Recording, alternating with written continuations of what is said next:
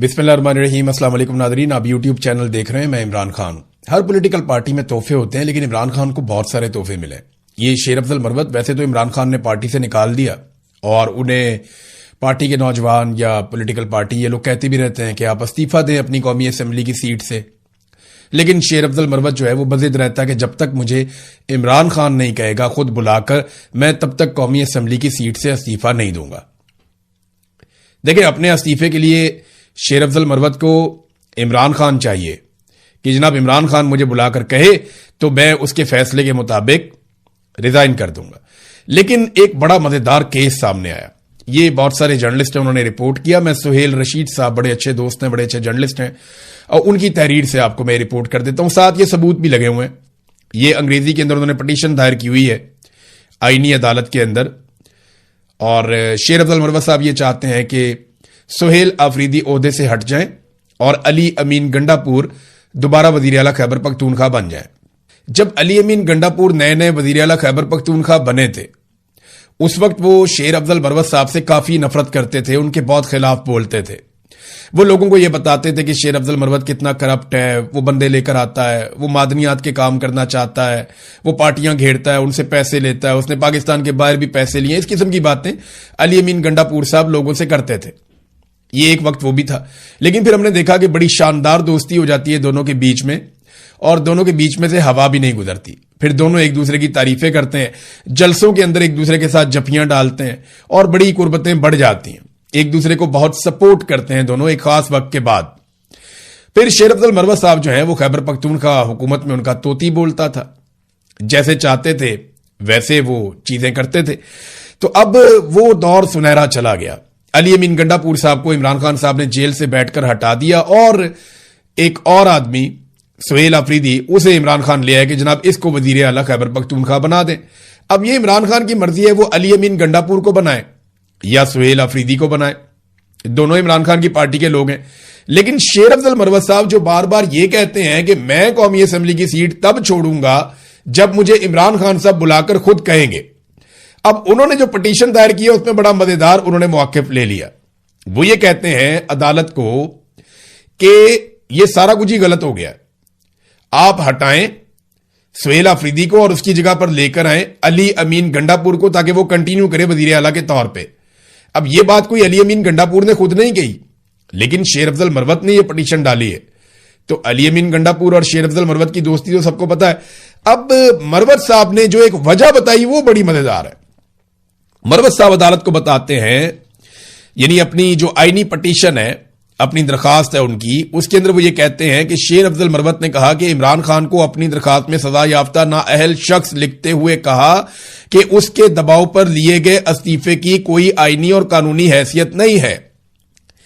यानी शेर अफजल मरवत ये कहते हैं कि इमरान खान एक सजा याफ्ता नाअहल शख्स है और इमरान खान के दबाव पर लिए गए इस्तीफे की कोई आईनी और कानूनी हैसियत नहीं है। अब ये तो गंडापुर को बुलाकर अदालत पूछेगी जनाब आपने खुद इस्तीफा दिया या आपसे एक नाअहल शख्स ने इस्तीफा लिया, या अब वो मामला इस तरफ को जाएगा।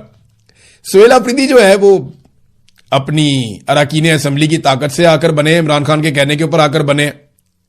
लेकिन इस वक्त ये जो सारा गेम हो गया ना, इसमें एक चीज साबित हो गई कि शेर अफजल मरवत ये समझते हैं कि इमरान खान सजा याफ्ता और नाअहल शख्स है और उसके फैसलों के ऊपर किसी का कोई सियासी फैसला नहीं हो सकता। तो शेर अफजल मरवत इस्तीफा क्यों देगा जब इमरान खान कहेगा? तो यानी अपने बारे में वो कहते हैं जब तक इमरान खान नहीं कहेगा तब तक मैं इस्तीफा नहीं दूंगा, और गंडापुर के बारे में वो कहते हैं क्योंकि इमरान खान एक नाअहल शख्स है और सजा याफ्ता शख्स है, लिहाजा उसके दबाव के ऊपर इस्तीफे की आईनी और कानूनी हैसियत नहीं है। तो जनाब बहुत सारे लोग बेनकाब हुए और बड़ी जबरदस्त खबरें इनके हवाले से आती रहती हैं। वक्त बड़ी जालिम चीज है और लालच बड़ी खौफनाक बला है। होता यह है कि लोग एक्सपोज होते चले जाते हैं, बस सिर्फ उन्हें वक्त देना चाहिए। शहबाज शरीफ को वक्त मिला, नवाज शरीफ को वक्त मिला, मरियम नवाज को वक्त मिला, सारे एक्सपोज हो गए, पता चल गया ये कितने पानी में थे। पाकिस्तान की मिलिट्री एस्टेब्लिशमेंट को भी आसिम मुनीर ने मजीद वक्त लिया है। आप देखिएगा, पता चलेगा कौम को ये क्या है। जनरल बाजवा अपने पहले 3 साल में नहीं पहचाना गया, लेकिन जैसे ही उसे वक्त मिला 3 साल और उसको मजीद मिले, वो बेनकाब हो गया, लेकिन पाकिस्तान का बहुत नुकसान हो गया। तो अब पाकिस्तानी खड़े होंगे, कब खड़े होंगे इसके बारे में हम बात करते हैं आगे चलकर। लेकिन بلوچستان اور خیبر پختونخوا کو گندم نہیں دی جا رہی. دیکھیں یہ دونوں جو صوبے ہیں یہ گندم پیدا نہیں کرتے. بلوچستان میں گندم پیدا ہوتی ہے لیکن ان کی ضرورت سے کم ہوتی ہے. ان کے پہاڑی علاقے ہیں اور وہاں پہ اس طریقے سے زمین نہیں ہے جیسے پنجاب میں ہے یا سندھ میں, اور اس طریقے سے وہاں پہ گندم کی پیداوار بڑے پیمانے پر نہیں ہو سکتی. لیکن ان کے پاس اور بہت کچھ ہے. اسی طرح بلوچستان میں ریگستان ہے بہت بڑے بڑے, اور ان کے پاس بھی گندم کی پیداوار کے لیے اس طرح سے پانی یا باقی چیزیں نہیں ہیں کہ وہ بڑے پیمانے پر گندم پیدا کریں اپنے لوگوں کے لیے. تو ہوتا یہ ہے کہ خیبر پختونخوا سے بجلی, گیس اور بہت ساری معدنیات اور پانی یہ سب جاتا ہے پنجاب میں اور سندھ میں. اس کے بدلے میں یہاں سے گندم جو ہے وہ خیبر پختونخوا کو ملتی ہے. تو مل جل کر ہی کام چلتا ہے نا. اسی طرح بلوچستان سے بے شمار معدنیات, بہت بڑے پیمانے پر گیس, کوئلہ, پورا پاکستان اس کا فائدہ اٹھاتا ہے. اور بلوچستان کے لوگ جن کی تعداد بہت کم ہے انہیں اس کے بدلے میں گندم بھی ملتی ہے. لیکن ہوا یہ کہ سندھ اور پنجاب دونوں کی حکومتوں نے گندم کی نقل و حرکت کے اوپر پابندی لگا دی. کیونکہ دیکھیں گندم کی پیداوار کم ہوئی حکومت کی پالیسیز کی وجہ سے. کسان کو بہت مار پڑی ہے گزشتہ چند سالوں میں. کسان کا انہوں نے کچومڑ نکال کے رکھ دیا. وہ بیچارہ کیسے پیداوار کو بڑھائے. پیداوار لگاتار کم ہو رہی ہے اور یہ گندم روک کر بیٹھ گئے. فرض کریں کہ اگر بلوچستان وہ اپنے وسائل روک لیتا ہے اور خیبر پختونخوا اپنے وسائل روک لیتا ہے تو پنجاب اور سندھ کے لوگ اس گرمی کے اندر پاگل پن کا شکار ہو جائیں گے, تباہ و برباد ہو جائیں گے اگر وہ اپنے وسائل روک لیتے ہیں. تو یہ بات پاکستان کی اسٹیبلشمنٹ کے سمجھنے کی ہے کہ انہوں نے ایسے نفرت انگیز قسم کے لوگ لا کر بٹھا دیے اقتدار میں جو اپنے سے باہر کچھ سوچتے ہی نہیں ہے. مجھے اچھی طرح یاد ہے حمزہ شہباز بہت دباؤ ڈال رہا تھا کچھ لوگوں پر کہ فلانے روٹ کے اوپر جو ہے وہ بسیں چلا دو الیکشن سے پہلے. تو انہوں نے بتایا جناب وہاں پہ تو سڑک ہی نہیں ہے, وہ پراپر جگہ ہی نہیں ہے, وہاں پہ آپ کہہ رہے ہیں بس چلا دو, وہاں ڈکیتیاں پڑتی ہیں شام کو, ہم تو چلا ہی نہیں سکتے, وہ تو سارا برباد ہو جائے گا.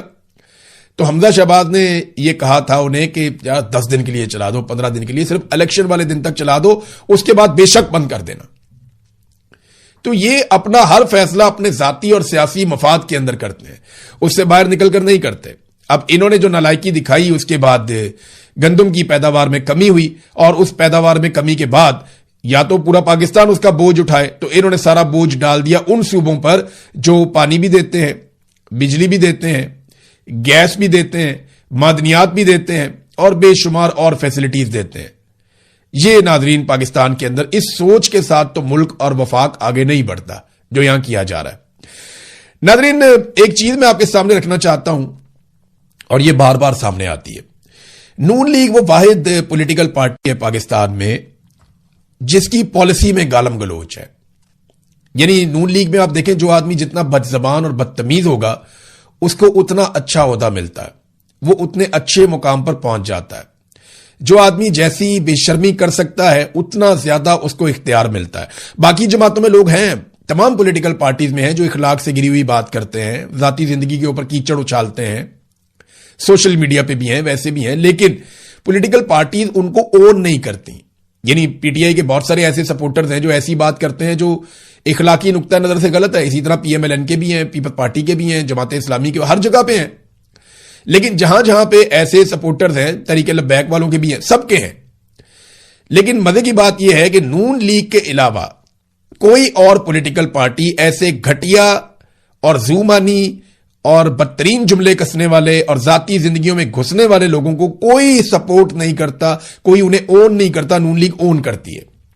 یعنی جتنی گندی اور غلیظ گالی دینے والا اکاؤنٹ ہوگا نا, اس کے فالوور کی لسٹ میں جائیں گے تو آپ کو نون لیگ کی قیادت ملے گی, خاص طور پہ مریم نواز. وہ ایک بہت ہی گھٹیا اور غلیظ گالیاں دینے والا آدمی آتا ہے, یہ نون لیگ کی قیادت اس کا استقبال کرتی ہے, اس کو پروٹوکول دیتی ہے. ابھی ایک اور گھٹیا گالیاں دینے والا آدمی آتا ہے تو اس کے لیے تقاریب منعقد کی جاتی ہیں. یعنی آپ کو عمران خان کسی ایک ایسے آدمی کو فالو کرتا ہوا نظر نہیں آئے گا. ایون پاکستان تحریک انصاف کی لیڈرشپ بھی آپ کو ایسے لوگوں کو فالو کرتی ہوئی نظر نہیں آئے گی جو گالم گلوچ کرتے ہیں. لیکن جب آپ دیکھیں گے دوسری طرف پی ایم ایل این کو, تو یہ سب لوگ پالیسی کے تحت ان اکاؤنٹس کو, ان لوگوں کو فالو کرتے ہیں جو گندی گالیاں دیتے ہیں. دیکھیں ذوالفقار علی بھٹو یا عمران خان, انہوں نے نوجوانوں کو سوال کرنا سکھایا. انہوں نے نوجوانوں کو بتایا کہ جناب آپ سوال کریں, آپ ان سے جواب مانگیں, آپ آرگومنٹ کریں. इसी आर्गुमेंट को पाकिस्तान की पॉलिटिकल एलीट, जिसमें पीपल्स पार्टी भी आज शामिल है, PMLN है, बाकी पॉलिटिकल पार्टीज हैं, या पाकिस्तान की एस्टेब्लिशमेंट सबसे मेन इसका करैक्टर है, ये सारे ये समझते हैं कि नौजवान जब सवाल करता है तो वो बदतमीजी है, ये हमसे सवाल कैसे कर सकता है। इंडिया में नौजवान सवाल उठा रहे हैं। आपको मैं इंडिया में बड़ी मजेदार आपको मैं किस्सा बताता हूं। इंडिया के जो चीफ जस्टिस है सूर्यकांत, उन्होंने 15 मई को, यानी अब से एक हफ्ता पहले, उन्होंने अदालत में एक प्रोसीडिंग चल रही थी, उसके दौरान उन्होंने कुछ रिमार्क्स दे दिए। वो रिमार्क्स क्या है जरा मैं आपको बताता हूं। There are youngsters like cockroaches, कि यहां कुछ ऐसे नौजवान हैं जो कॉकरोच की तरह हैं। ये कॉकरोच आप जानते हैं ना, वो लाल बेग जिसे कहते हैं, ये उसके बारे में उन्होंने कहा यहां पे कुछ ऐसे नौजवान हैं जो कॉकरोच की तरह है और उन्हें नौकरियां नहीं मिलती या उन्हें कोई जगह नहीं मिलती किसी प्रोफेशन के अंदर। तो उनमें से कुछ जो हैं वो मीडिया में चले जाते हैं, कुछ जो हैं वो सोशल मीडिया पे चले जाते हैं, कुछ जो है वो राइट टू इंफॉर्मेशन के एक्टिविस्ट बन जाते हैं या दीगर चीजों में एक्टिविस्ट बन जाते हैं और सबके ऊपर हमले करना शुरू कर देते हैं। यानी नौजवानों को, पढ़े लिखे नौजवानों को काकरोच कहकर मुखातिब किया चीफ जस्टिस ने। तो रद्देअमल के तौर पर, इस ताने के रद्देअमल के तौर पर वहां इंडिया के नौजवानों ने काकरोच पार्टी अनाउंस कर दी और नाम रखा पार्टी का कॉकरोच जनता पार्टी। अब तक लगभग उसके साथ बहुत बड़ी तादाद में लोग जुड़ चुके हैं और जो डाटा सामने आ रहा है आप हैरान हो जाएंगे। इसी ताने को हथियार बनाते हुए इंडियन नौजवानों ने 10 मिलियन से ज्यादा फॉलोअर इकट्ठे कर दिए हैं। लगभग 1 करोड़ लोग उन्होंने अपने साथ जोड़ लिए हैं। ये एक नौजवान है अभिजीत दीपक, ये 30 साल इसकी उम्र है। इसने इसको शुरू कर दिया फौरी तौर पे और नौजवानों को कॉकरोच कहा कि वो कुछ कर नहीं पाते। तो उसके बाद कॉकरोचों ने भारत पे हमला कर दिया। अब नौजवान डिस्कशन कर रहे हैं कि जनाब पिछले 10-12 साल में हमें क्या मिला। वो ये कह रहे हैं कि इंडिया की पॉलिसीज गलत हैं, नौजवानों को नौकरियां और बेहतर मुस्तकबिल नहीं मिल रहा, दुनिया नौजवानों को इस्तेमाल कर रही है और इंडिया नौजवानों को स्पॉइल कर रहा है। तो नौजवान बड़े जबरदस्त तरीके से इंडिया में भी खड़े हुए। इससे पहले बांग्लादेश में हमने देखा, नेपाल में हमने देखा कि जुल्म और ज्यादती के खिलाफ नौजवान खड़े होते हैं। पाकिस्तानी नौजवानों को भी एक दिन खड़ा होना पड़ेगा। हकायक उनके सामने अब कुछ भी ढका छुपा नहीं है। वो जानते हैं कि पाकिस्तान के साथ बुरा किसने किया और पाकिस्तान का मफाद किसके साथ है। देखिए, पाकिस्तान का मफाद पाकिस्तान के नौजवानों के साथ है। पाकिस्तान का मफाद पाकिस्तान की आवाम के फैसले में है।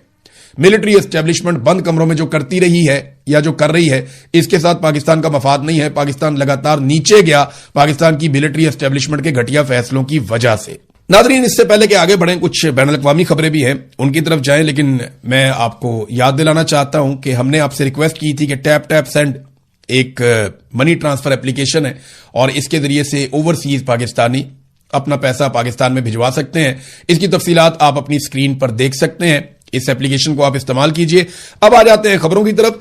नादरीन, सबसे पहले तो बाजोड़ के अंदर एक ड्रोन गिरा और उसमें एक बच्चा जो स्कूल जा रहा था, एक मासूम बच्चा, वो शहीद हो गया। कुछ बच्चे जख्मी भी हो गए। देखिए, यही बच्चा अगर किसी गटर में गिरकर शहीद हो जाता ना, तो क्योंकि यह कसूर होना था एक सियासतदान का या सियासी जमात का या किसी एक हुकूमत का, तो पाकिस्तान के मीडिया ने वावेला मचा देना था, रोला डाल देना था।